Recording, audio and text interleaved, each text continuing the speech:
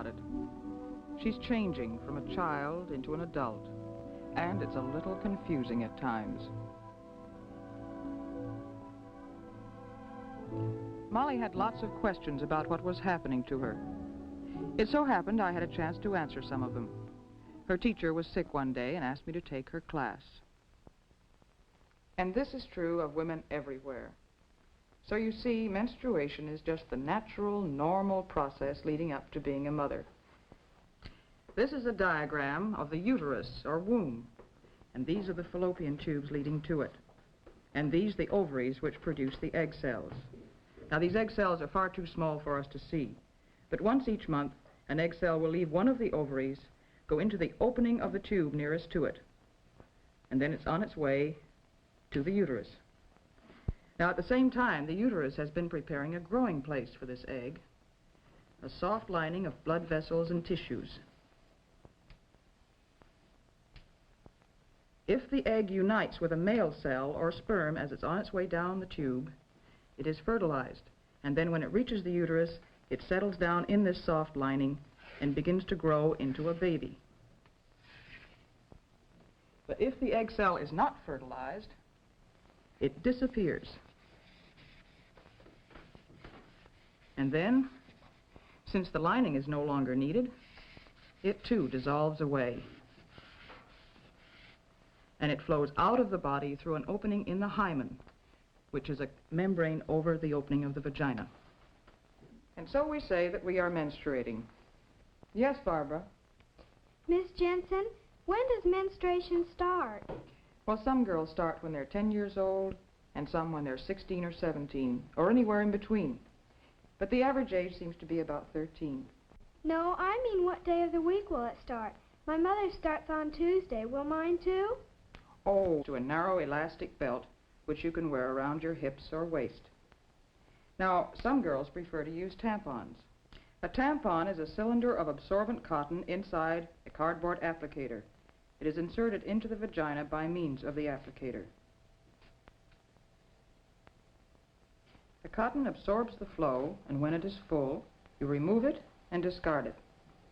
Yes, Molly? Miss Jensen, is it true that people can tell when you're menstruating? No, it isn't. But you should be more careful than ever about personal cleanliness and daintiness. Change your underwear more often, and be sure and use a deodorant. And pay more attention to your hair and your nails, and plan to wear your prettiest dress. In other words, be your most attractive self. And remember, menstruation is only a part of growing up. As you grow, your body changes from that of a young girl to that of a woman. It's becoming round with the beginnings of a bosom and the start of a real waistline and hips. And hair is beginning to grow in different places, pubic hair and underarm hair. Yes, Anne? Miss Jensen, what about dancing? Can you when you're menstruating? Yes, you can, with moderation. In fact, you can do most of the things you usually do. You can bathe or shower as long as you use warm water. And you can wash your hair if you're sure to dry it quickly. And you can swim if you wait until after 2 or 3 days after the beginning of your period. And you can go to dances and picnics. But it's not a very good idea to skate, or ride horseback, or play fast games like volleyball and basketball, or do strenuous dancing like square dancing, or anything that bounces you around a lot. In general, mild exercises are best. Ones that strengthen the abdominal muscles are particularly good. It's sensible to avoid strenuous exercise when you're menstruating. And you be sure and tell your mother or me if ever...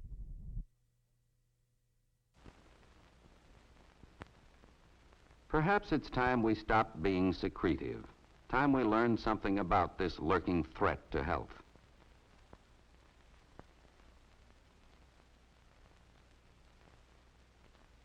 This is the corkscrew-shaped organism that causes syphilis, a spirochete. Gonorrhea is caused by a bacterium called a gonococcus. There are other kinds of venereal disease, but gonorrhea and syphilis are the two common ones. Some kinds of organisms thrive in spoiled foods, some in water. Some can live for long periods on a dry utensil. One person is very likely to infect the other.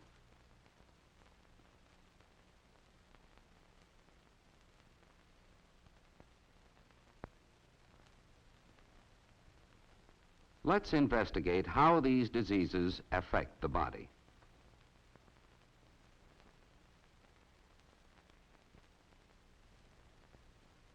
The organisms of syphilis may enter the body through the mucous membrane. This is a particular kind of moist tissue that lines various inner surfaces of the body, such as those of the sexual organs, the mouth, and the anus.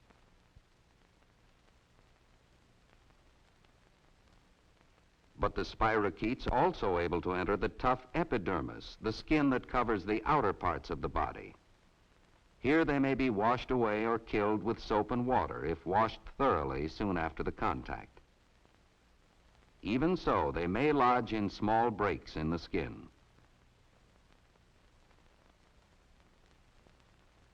The bacteria of gonorrhea, on the other hand, enter the body only by way of the mucous membrane. Let's follow the progress of gonorrhea, first in the male. In this cross-section of the male sexual organs, here are the testes where the sperm are produced. The person's body would still be filled with spirochetes, and the disease would progress even though the person looks and feels perfectly well. In a few weeks, new outward signs may appear, often a rash, such as this. It may be on the body, sometimes on the palms of the hands. Often hair falls out in patches. There may be sores in moist folds of the body, this one behind an ear. There may be sores on the face, the lips, or in the mouth. These symptoms, too, will disappear even without treatment, but the disease remains. The person may feel and look healthy even though he is carrying around billions of spirochetes. As time goes on, the spirochetes may settle down in a particular organ, such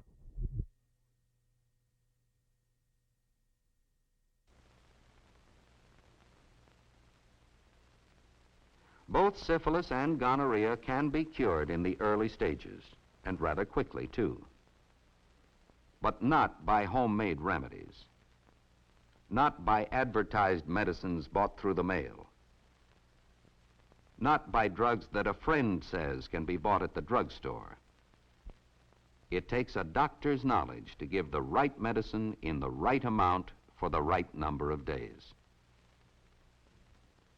Although VD can be cured even in the late stages, any damage is permanent. Blocked tubes stay blocked. A damaged nervous system is damaged for life. Although a person can walk... She was pleased and proud that he seemed to fit in well with the boys. In fact, when he was about 10, he actually scoffed at playing with girls. Mary, too, had a normal childhood, with many friends of both sexes. But as the time for Mary's first menstrual period approached, her mother explained about the changes that would take place, instead of leaving her to pick up odd bits of startling and inaccurate information from her schoolmates. Mary's father and mother got along well. They had their occasional quarrels, but in general, home life was pleasant, natural, and secure. Hi, Duchess. Hi. At about 11, Mary went through a sort of reversal. She didn't talk much and spent hours alone, just daydreaming. What's the matter with her? Oh, she's just growing up, dear. Well, hadn't you better have a talk with her? Oh, yes, dear, but I don't think this is the time. When she wants to ask questions, well, I'll try to be ready with the answers. Mary's mother tried to discuss sex without embarrassment and to give Mary facts without prejudice or any suggestion of fear or shame. At about 12 and a half, Mary reached puberty. Around this time, she found that her friends wanted to talk about sex. He opened the door, and there she was lying in bed. Some of them got most of their information from off-colored jokes that they really didn't understand. But you don't always have a baby when you go overtime. I read in a book that you don't have a baby. Some of them learned about sex from books, but there were so many things that they didn't know. If you marry your first cousin, do you have a deformed baby? Does kissing have anything to do, about having babies? Are you afraid of having a baby, Mary? No, I'm not. Because after all, people have been having babies for thousands of years. And nowadays, doctors have so many ways of making it safe. Mother says... For Mary, the fulfillment of a healthy sex life held no fears. Sex was not something sinister to be whispered about, but it was a natural function which could contribute to the ultimate happiness of home and a family. About this time, Mary developed a sudden, strong friendship with Lucille Williams. It seemed that Mary could talk better with Lucille than with anybody. They had absolutely no secrets from each other. They were inseparable. To Mary's mother, it seemed unnatural, this continual intimacy, this concentration of affection on one not very unusual girl. Oh, Lucille, wait a minute. Ethel. We forgot about Ethel. We're going to have to bring Ethel. Oh, we don't have to bring her. You know what she's like with boys and everything. Mary, darling, you're keeping Lucille from her dinner. Oh, I was just leaving Mrs. Gibbs. Well, bye. I'll see you tomorrow. Okay, then. Bye. Bye. Mother forgets the devotion she had for her own girlfriend about 25 years ago.